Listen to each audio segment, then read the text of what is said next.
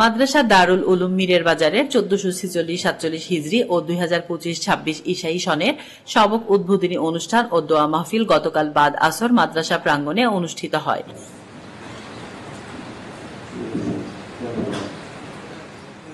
মীরের বাজার কেন্দ্রীয় জামে মসজিদের সাধারণ সম্পাদক ও মীরের বাজার পরিচালনা পরিষদের সদস্য সচিব মোহাম্মদ ফজলুল হক মোল্লার সভাপতিত্বে এবং উক্ত মাদ্রাসার মুহতামিম ও মীরের বাজার কেন্দ্রীয় জামে মসজিদের খতিব হাফেজ মাওলানা মুফতি মোহাম্মদুল্লাহ এর সঞ্চালনায় উক্ত অনুষ্ঠানে প্রধান অতিথির আসন অলংকৃত করেন মুফতি দেলোয়ার হোসেন, দাবা এর খলিফা ও জামিয়া ইসলামিয়া দারুল ফালাহ মাদ্রাসা মিরপুর 1 এর শাইখুল হাদিস পীরে কামেল আল্লামা মুফতি ইলিয়াস হাসান।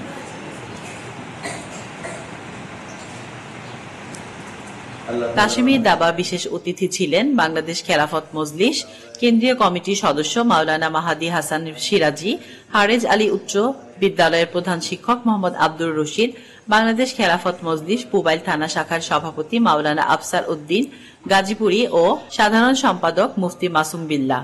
উক্ত অনুষ্ঠানে বক্তব্য রাখেন হাজী ইব্রাহিম, মীরের বাজার জামে মসজিদ ঈদগাহ কমিটির সভাপতি মোহাম্মদ মামুন মোল্লা, মসজিদ কমিটির মোতাওয়াল্লি মোহাম্মদ মাসুদ মোল্লা, মুয়াজ্জিন মোহাম্মদ রাকিব হোসেন, ব্যবসায়ী মোহাম্মদ ফারুক মিয়া ও মাইজবান্ডারি অনুসারী মোহাম্মদ আওলাদ হোসেন প্রমুখ।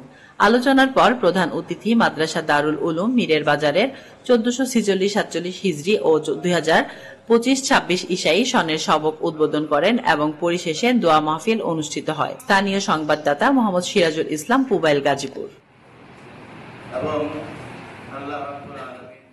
তাসলিমা আক্তার শিমু, SBS বাংলা।